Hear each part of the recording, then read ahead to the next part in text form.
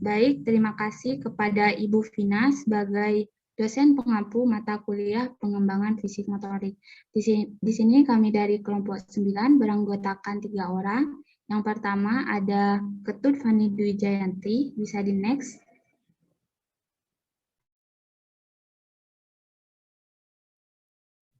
Dan yang kedua ada saya sendiri yaitu Nur Imamah, dan yang ketiga ada Nimada Sonadwiyanti.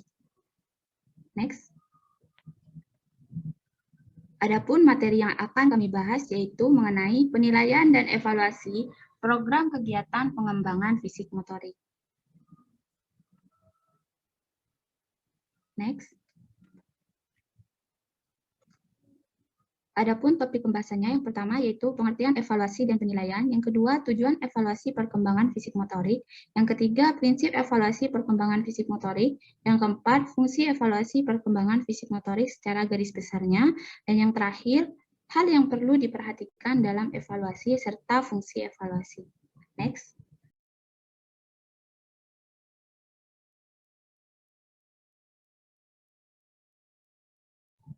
Baik, materi yang pertama yaitu pengertian evaluasi dan penilaian.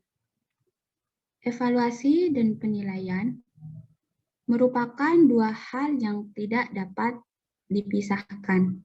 Biasanya kegiatan evaluasi sangat bersifat kuantitatif dan lebih banyak diarahkan pada upaya memeriksa perbedaan-perbedaan individu. Namun, mengingat tujuan dan objek evaluasi cukup luas, cara dan alat evaluasi pun cukup beragam. Dalam arti tidak hanya menggunakan tes, melainkan juga menggunakan observasi, wawancara, kuesioner, analisis dokumen, dan sebagainya. Evaluasi merupakan bagian yang penting dalam pendidikan. Hal ini mengingat dengan evaluasi akan dapat mengetahui bagaimana proses pendidikan yang akan dilaksanakan. Faktor-faktor apa yang menghambat maupun yang mendorong pencapaian tujuan pendidikan. Evaluasi bukanlah suatu hasil, melainkan suatu proses yang dilakukan secara sistematis. Proses-proses tersebut dimulai dengan mengumpulkan data atau informasi, kemudian menganalisis, menafsirkan, dan memberikan keputusan tentang data atau informasi yang dikumpulkan. Proses yang terdapat dalam evaluasi merupakan proses berkelanjutan. Proses ini bukan diselenggarakan hanya pada akhir kegiatan, melainkan diselenggarakan pada awal, pertengahan, dan akhir kegiatan. Artinya, evaluasi dilaksanakan selama kegiatan tersebut berlangsung. Terkait dengan evaluasi perkembangan gerak, yang merupakan suatu cara dalam menemukan bagaimana proses pelatihan dapat memberikan tanda-tanda pencapaian kemampuan dan tahapan pada anak, atau adakah proses pelatihan lain yang dapat mempengaruhi terhadap anak. Jadi, evaluasi ini sangat diperlukan dalam mengetahui sampai sejauh mana proses pembinaan atau pengembangan gerak yang diberikan oleh guru, orang tua, atau pembina dapat berdampak terhadap perubahan keterampilan anak, yakni perkembangan motorik pada saat mendatang. Next.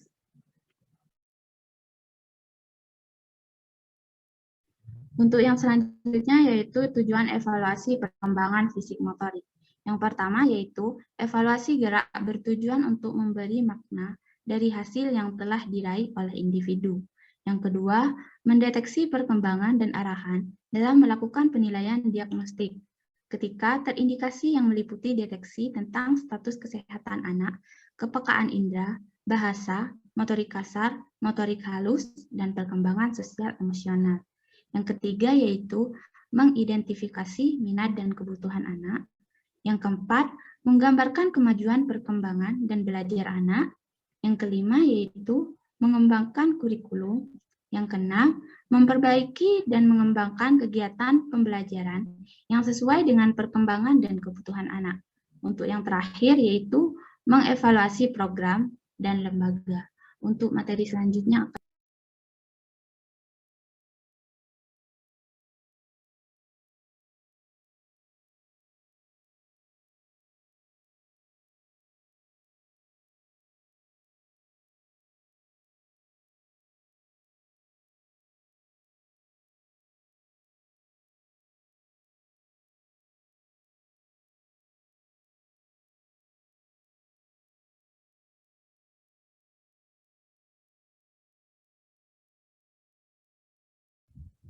Baik, untuk materi selanjutnya yaitu prinsip evaluasi perkembangan fisik motorik akan disampaikan oleh saya, yaitu yang pertama menyeluruh yang artinya tidak dilakukan secara terpisah dengan proses penelitian.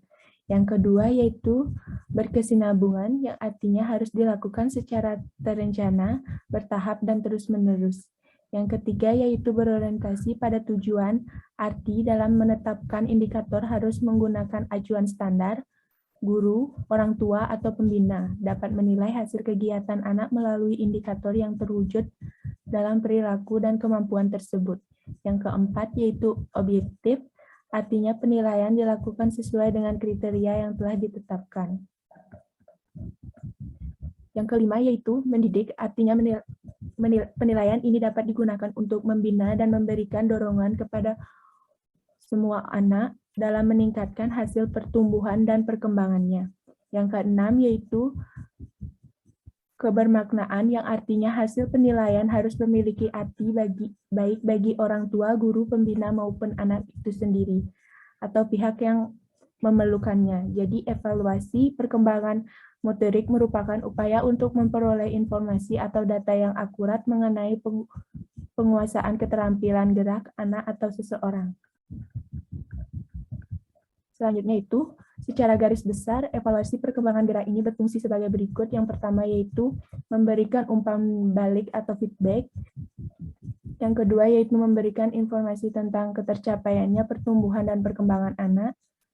Yang ketiga yaitu sebagai bahan pertimbangan untuk menetapkan anak dalam kegiatan yang sesuai dengan minat, bakat, dan kemampuannya.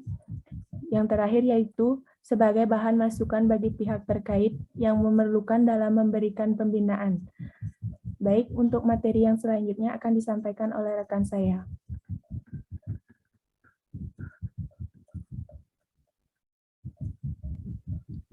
Baik, terima kasih atas waktu yang telah diberikan.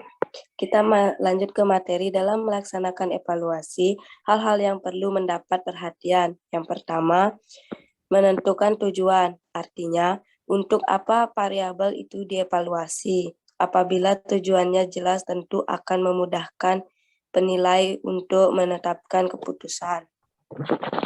Yang kedua, menentukan komponen apa saja yang perlu dievaluasi.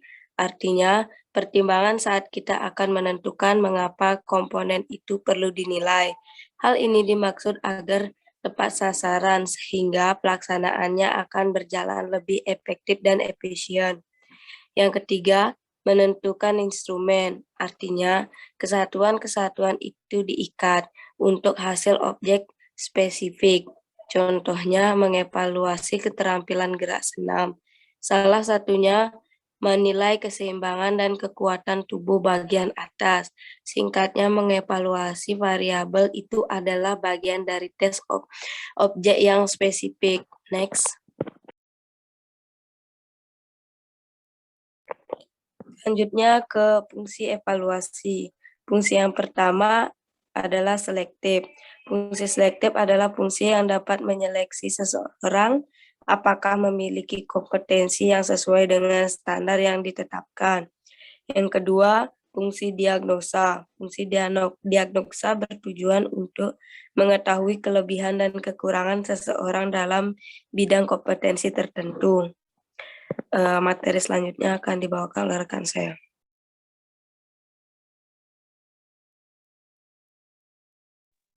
Baik, itulah pemaparan materi dari kelompok kami. Nah, di sini saya akan membacakan kesimpulannya. Maka dari pemaparan tersebut dapat disimpulkan bahwa evaluasi perkembangan anak usia dini merupakan suatu proses yang sistematik, meliputi pengumpulan, penganalisaan, penafsiran, dan pemberian keputusan tentang perkembangan anak usia dini.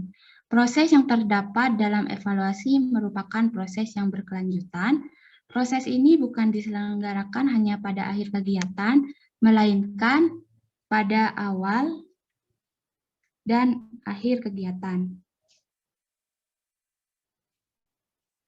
Jadi, evaluasi ini sangat diperlukan untuk mengetahui sampai sejauh mana proses pembinaan atau pengembangan gerak yang diberikan oleh guru, orang tua, atau pembina ini dapat berdampak terhadap perubahan keterampilan anak pada saat mendatang. Sekian pemaparan materi dari kami. Jika ada kekurangan, mohon dimaafkan. Saya tutup dengan selamat siang dan salam harmoni.